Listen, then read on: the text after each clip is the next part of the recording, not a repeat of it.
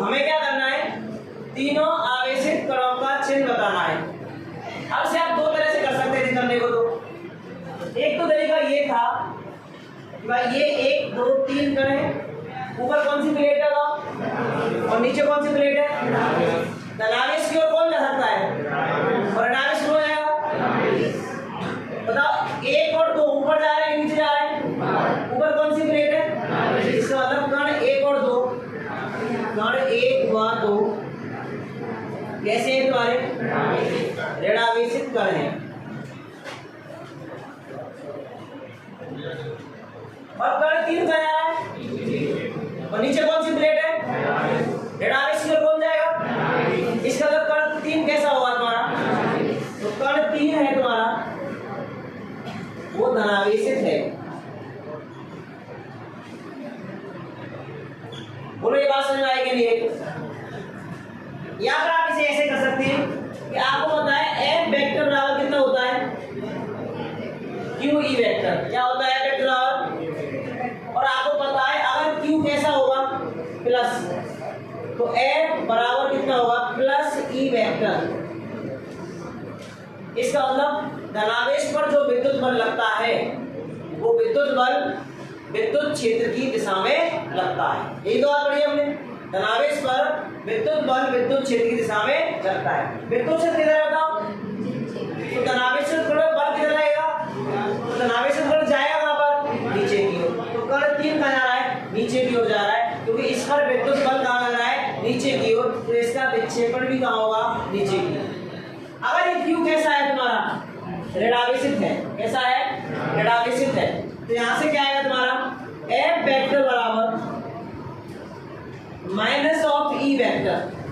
ये बात बताई हमने पहले। इस बात का क्या मतलब है, इस बात का मतलब है कि जो विद्युत बल की दिशा है वो विद्युत क्षेत्र कैसी होती है, विपरीत होती है। कब, जब आवेशित कण कैसा होगा, ऋणावेशित। कैसा होगा, अच्छा विद्युत क्षेत्र की दिशा कहां पर है और कण कहां जा रहे हैं, तो कण 100% कौन सा होगा, ऋणावेशित कण होगा। कौन सा होगा, कौन कौन जा रहा है ऊपर, कण 1 और कण 2 जा रहा है, तो कण 1 और 2 क्या होगा तुम्हारे, और कण 3 क्या हो गया तुम्हारा।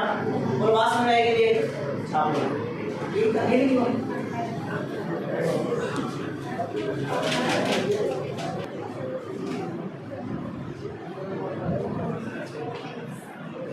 1.14 सवाल क्या कह रहा है वो देखो कि एक समान विद्युत क्षेत्र दिया आपको ई वेक्टर बराबर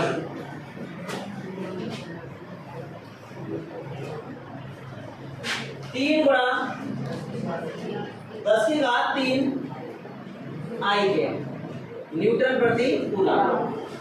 अब इसमें 2 सवाल दिए। नंबर 1 सवाल, इस क्षेत्र का, इस विद्युत क्षेत्र का 10 सेंटीमीटर भुजा के वर्ग के पार्श्व से उसका तल yz तल के समांतर है, गुजरने वाला फ्लक्स ज्ञात कीजिए। कुछ समझ नहीं आया, देखो ये x है, ये y है और ये क्या है तुम्हारा z है। इधर तुम्हारा क्या है, विद्युत क्षेत्र है जो प्रश्न में दिया है, जो क्या लगा है I के मतलब x दिशा में है। वो कितना दिया है, 3 गुणा 10 की घात कितना दिया है, 3 न्यूटन प्रति कूलम। इस विद्युत क्षेत्र में एक वर्ग रखा गया है जिसकी भुजा कितनी है, 10 सेंटीमीटर। कितनी है, लेकिन बोला है कि जो वर्ग का तल है वो yz के समांतर है। कैसा है, yz के समांतर ऐसे बनेगा। ये x भुजा है तो yz तल ऐसे तो इसके लंबवत, तो y और z x से कैसे लंबवत है, तो इस प्रकार से रखा हुआ है हमारा, ये रखा गया इस प्रकार से।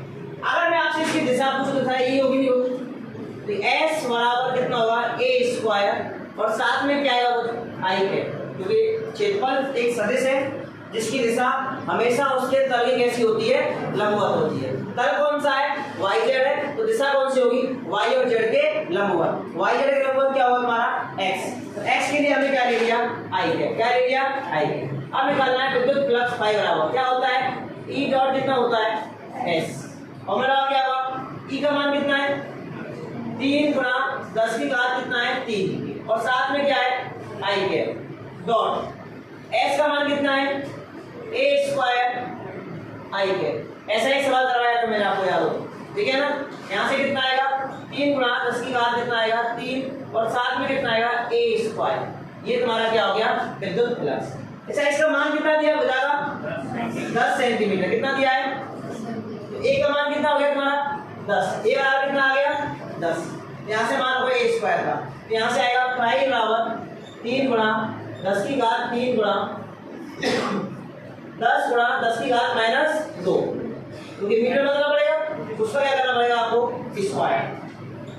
3 गुणा 10 की घात 3 गुणा 100 गुणा 10 की घात -4, तो गुणा करेंगे कितना आएगा 30, कितना आएगा 30, 10 की घात 5 हो गया, 10 की घात 4 है, कट जाएगा कितना 10 बचेगा, 10 गुणा 3 कितना आएगा 30। मात्रा क्या होगा इसका बोलो, न्यूटन प्रति कूलम इनटू क्या आएगा मीटर स्क्वायर या वोल्ट इनटू मीटर।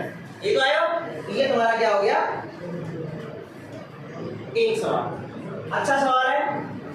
अब इसका दूसरा क्वेश्चन और दिया गया, वो कह रहा है कि अब इसको x दिशा से कितना कर दिया जाए 60 डिग्री मोड़ दिया जाए, कितना मोड़ दिया जाए 60 डिग्री, तो अब प्लस का मान कितना होगा। तो पहले ये डिग्री की शुरुआत से कराएंगे।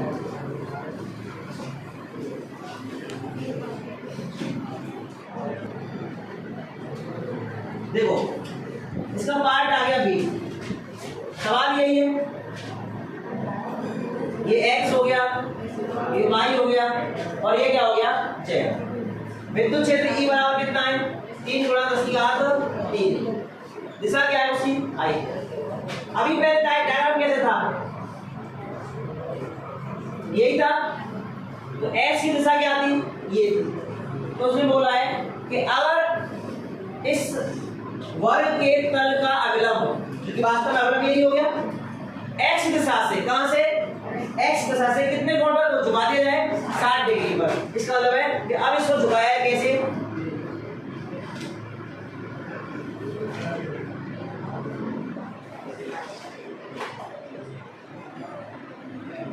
इस प्रकार से।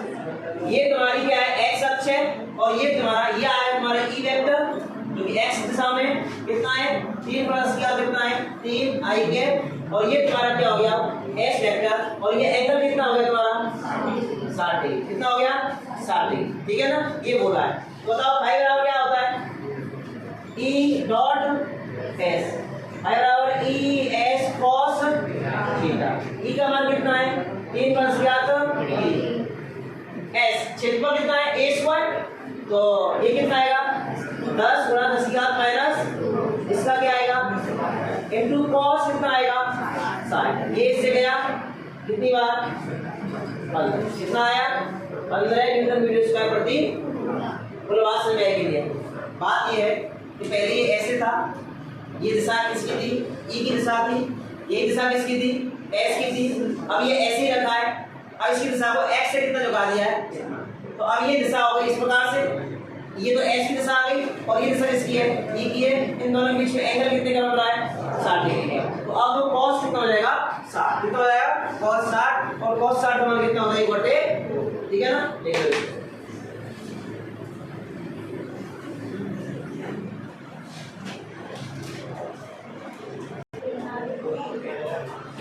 हाँ भाई 1.17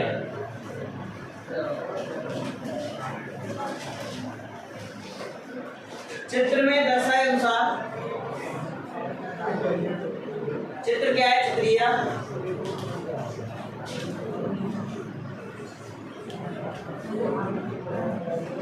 ये 10 सेंटीमीटर है, ये भी 10 सेंटीमीटर है, यानी एक वर्ग की बात कर रहा है वो।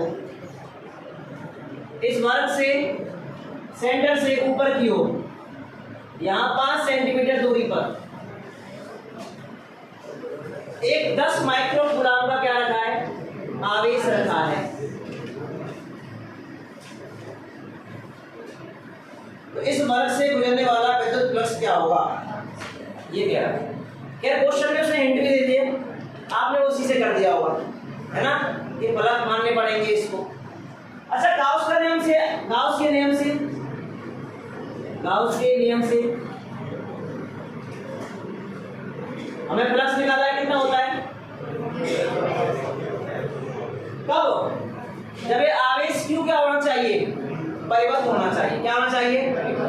क्या इस वर्गाकार प्लेट ने इस आवेश को परिवर्त कर रखा है क्या? तो इसको परिवर्त करना पड़ेगा। अब जैसे मान लो कि ये है, ये तुम्हारी क्या है? वर्गाकार प्लेट है, ये 10 सेंटीमीटर, ये 10 सेंटीमीटर, ये इसका सेंटर हो गया, इससे यहाँ रखा है 5 सेंटीमीटर तक, तो ये 5 हो चुका है। तो इससे 5 सेंटीमीटर ऊपर एक प्लेट रख दूं मैं, एक प्लेट ऊपर आया, क्या ये परिवर्त हो गया? नहीं हुआ ना? अब एक प्लेट इधर लगा दी मैंने, क्या परिवर्त हुआ? एक प्लेट इधर लगाई, क्या परिवर्त हो गया? हो गया? नहीं हो गया? हाँ नहीं हुआ, क्योंकि अभी ये साइड ओपन है और ये साइड क्या है? ओपन है। इसका मतलब है कि इसके सेंटर से 5 सेंटीमीटर दूरी पर जो आवेश रखा है उसको परिवर्त करने के लिए 5 और वर्गों की आवश्यकता पड़ेगी। क्यों? एक तो ये रखा है, एक इससे कहाँ जाएगा?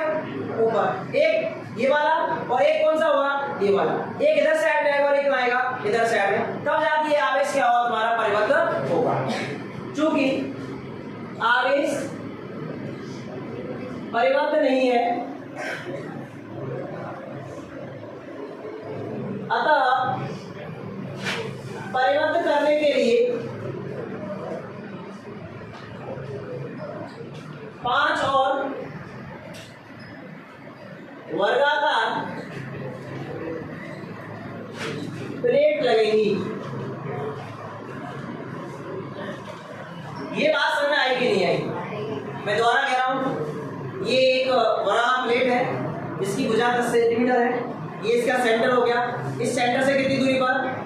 5 सेंटीमीटर दूरी पर एक आवेश है जिसका मान कितना है? 10 माइक्रोकूलम। तो इस वर्गाकार प्लेट से गुजरने वाला विद्युत फ्लक्स कितना होगा? गाउस के नियम से हमें पता है विद्युत फ्लक्स कितना होता है? Q/ε। लेकिन लागू कब होगा? जब आवेश क्या होगा? परिवर्त होगा। तो इस आवेश को परिवर्त करना ही पड़ेगा। परिवर्त करने के लिए मैंने एक प्लेट इसके कहाँ लगा दी? ऊपर। एक प्लेट कहाँ लगाई? साइड में। एक प्लेट इस साइड में लगाई, 4 हो गए।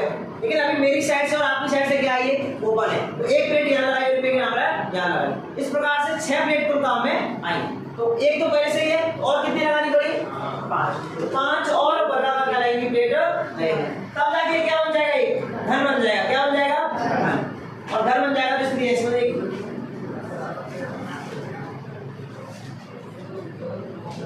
और आवेश कहाँ जाए? इसके सेंटर पर। कहाँ जाएगा? तो कितनी सेंटीमीटर दूरी पर ले रहा है वो? 5 पर। कितनी पर ले रहा है? 5 पर। तो 10 से ऊपर 5 गया, उससे ऊपर हो जाएगा 10, तो पूरा क्या हो जाएगा? 10। इसका मतलब है अब यहाँ से फ्लक्स बराबर कितना होगा? Q/ε। लेकिन ये किससे होगा?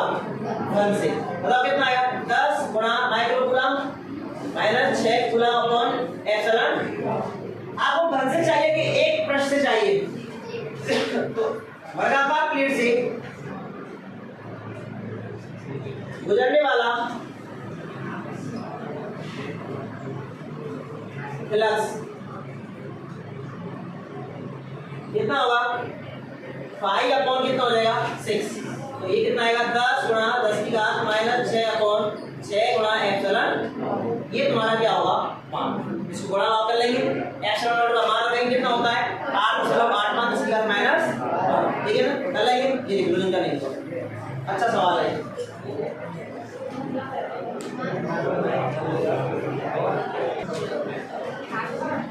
हाँ भाई, ये तुम्हारा चैप्टर 1 के सारे रिकॉर्ड हो गए। हाँ क्या बुक नहीं मेरे पास, दे दी। क्या था उसमें? लास्ट का एग्जाम्पल गोले वाला है जो, तो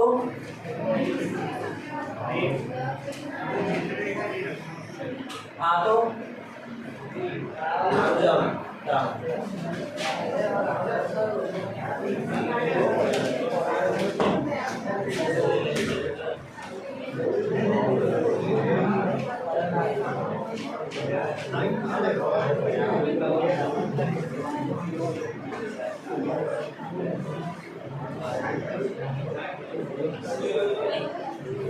हाँ भाई, chapter 1 electric charge and electric field.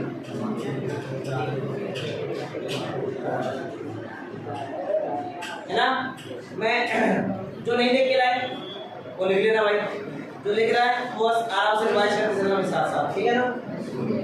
देखो भाई, सबसे पहला फॉर्मूला आया था I बराबर Q बटे T, यहाँ से Q बराबर कितना आया था I। इसी में एक और आया था आवेश का क्वांटीकरण, आवेश के क्वांटीकरण से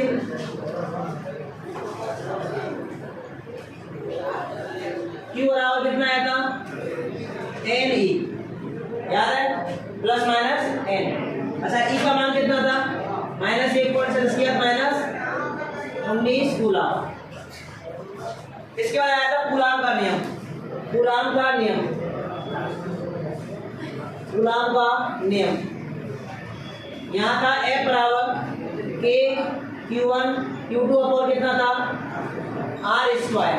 A का मान कितना था 9 बटा 10 की घात 9। K बराबर कितना था 1/4 पाई एप्सिलॉन नॉट। इसलिए एप्सिलॉन नॉट बराबर क्या था तुम्हारा 8.85 बटा 10 की घात माइनस 12। इनके मात्रा लिख लेना भाई, खुद ही लिखा वो पहले है ना।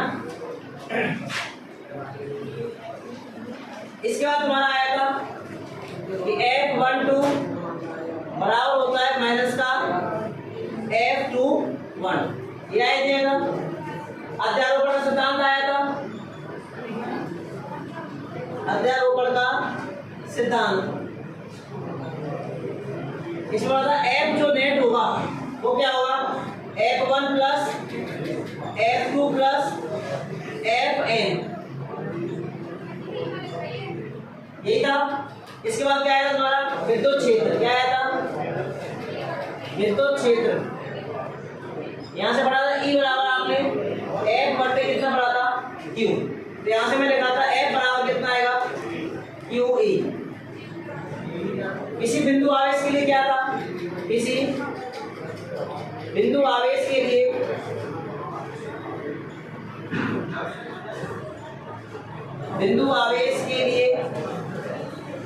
विद्युत क्षेत्र वो था तुम्हारा E बराबर K Q अपॉन कितना था R स्क्वायर, यही था नहीं था। इसके बाद क्या आया था तुम्हारा विद्युत प्लस कितना था विद्युत प्लस फायर आर कितना था E वेक्टर डॉट कितना था S, या फायर आर कितना होता है E वेक्टर कितना होता है DS।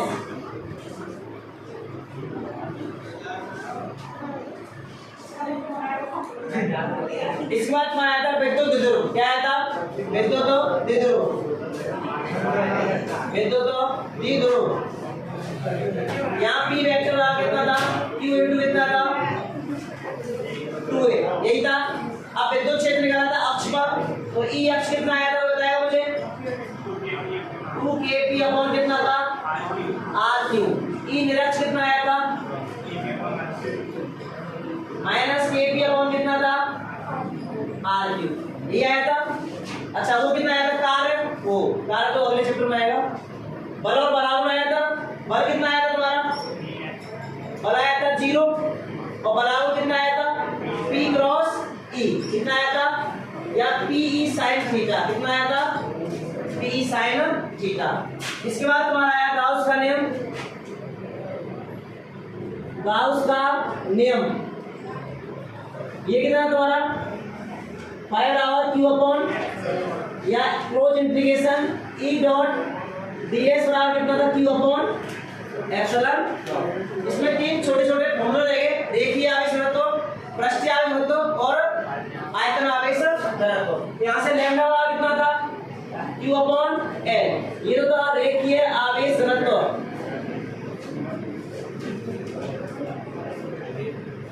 ऐसा सिग्मा क्या था Q बटे A, ये क्या था तुम्हारा पृष्ठीय आवेश घनत्व।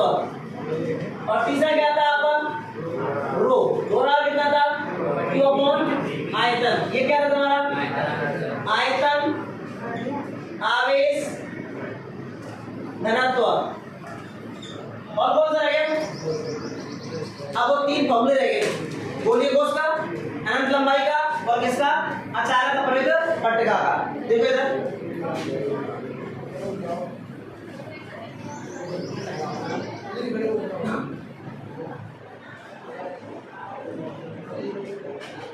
गोलीय कोष के लिए,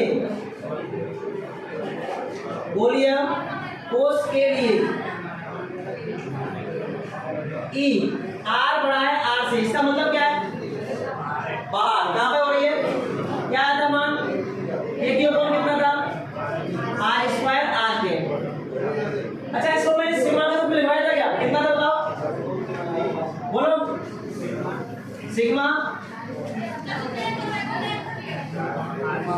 are square upon epsilon naught R square. अच्छा ई आर बराबर आर कितना आया था, सिग्मा अपॉन एप्सिलॉन नॉट, और E R is less than R कितना था, 0। ये तो गोलीय कोष का हो गया। अच्छा अनंत लंबाई के रेखीय तार के लिए, तार के लिए ई बराबर कितना था, 2k लैम्डा अपॉन, या आपने पढ़ा था lambda upon 2 pi epsilon naught R, ये पढ़ा था। अच्छा अचालक अपरिवर्तित पट्टिका के लिए, अचालक अपरिवर्तित पट्टिका के लिए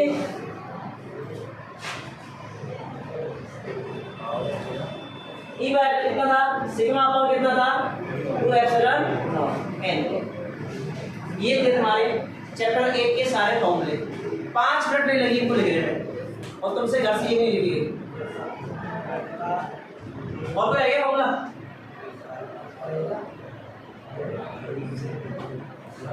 ओके सारे याद कर लो तो रहेगा।